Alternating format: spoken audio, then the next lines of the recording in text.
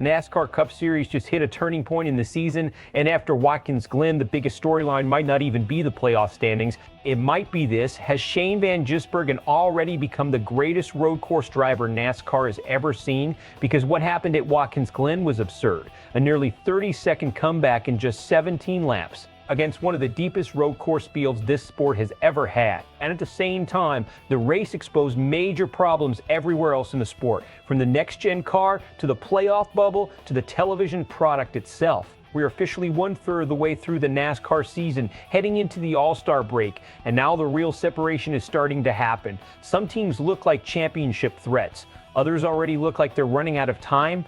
Let's start with SVG, because this performance at Watkins Glen may end up being remembered as the defining moment of his NASCAR career. People still talk about the Chicago Street Race victory because it introduced him to the American audience on a massive stage. But this was different. This was domination through pure racecraft. With 17 laps remaining, SVG was buried in the field and nearly 30 seconds behind the leaders. Under normal circumstances, that kind of gap is over.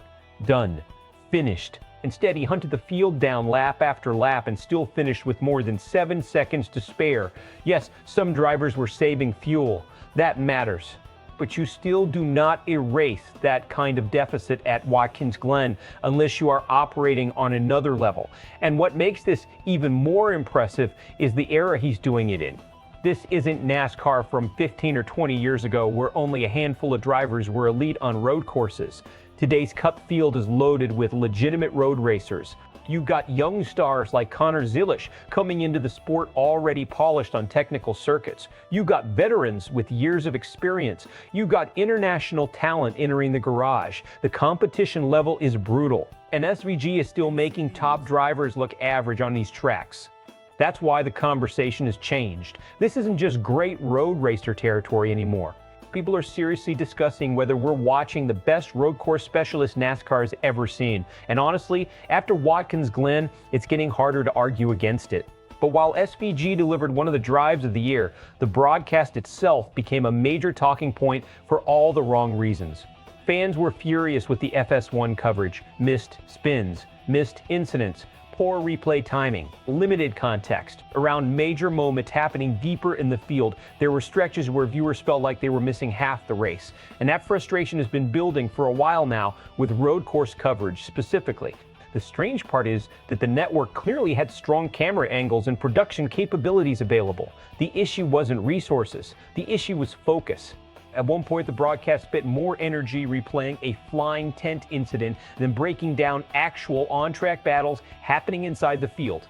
Now, the tent moment was funny. Nobody's denying that. But fans tune into NASCAR to follow the racing product first, and when critical moments are missed while novelty clips get replayed over and over, viewers notice immediately. The timing here also matters because NASCAR is approaching a major media transition soon, and many fans are openly ready for something different.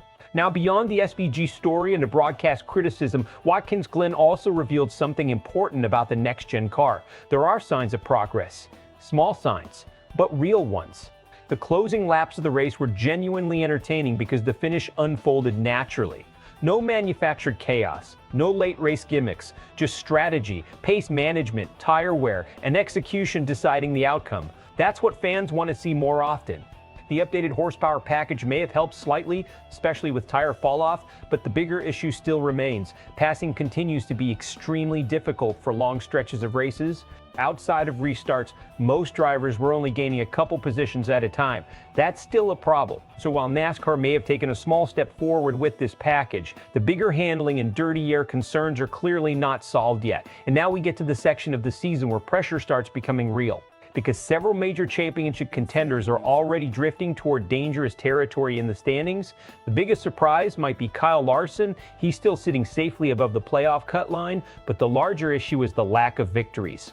Larson hasn't won a race in nearly a year. In this playoff format, consistency helps, but wins change everything. Wins bring bonus points. Wins create separation. Wins build playoff leverage. And right now, Larson's team simply is not dominating races the way fans are used to seeing. Then there's Christopher Bell. This may be the most frustrating season in the garage. The speed is clearly there. The car is fast almost every week, but bad luck, wrecks, and late race incidents keep destroying strong finishes. That's dangerous because eventually the standings stop caring about potential. At some point, results have to show up. Meanwhile, William Byron feels stuck in a completely different problem. The finishes occasionally look respectable, but the raw speed just hasn't consistently been there. And for a team expected to contend for championships, good enough is not enough. The same applies to Chase Briscoe. When that team executes clean races, they can absolutely run near the front. The problem is they almost never put together complete weekends. Pit road mistakes, contact, mechanical issues, poor stage execution. Something always seems to go wrong. Championship caliber teams stack stages, points, and finishes together consistently. That's not happening right now. And then you get to the most alarming situations of all. Joey Logano has been shockingly quiet for weeks. 4 straight finishes outside the top 30, very few laps led, almost no sustained presence at the front of races.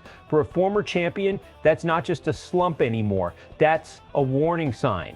And honestly, Ross Chastain might be in even bigger trouble.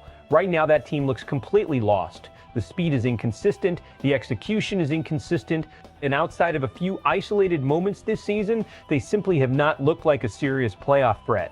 That's the scary part about this point in the NASCAR calendar. We're far enough into the season where trends become real. Slow starts stop being temporary. Weaknesses become identities. Now here's the fascinating part moving forward. Best case scenario, the All Star break resets everything for struggling contenders.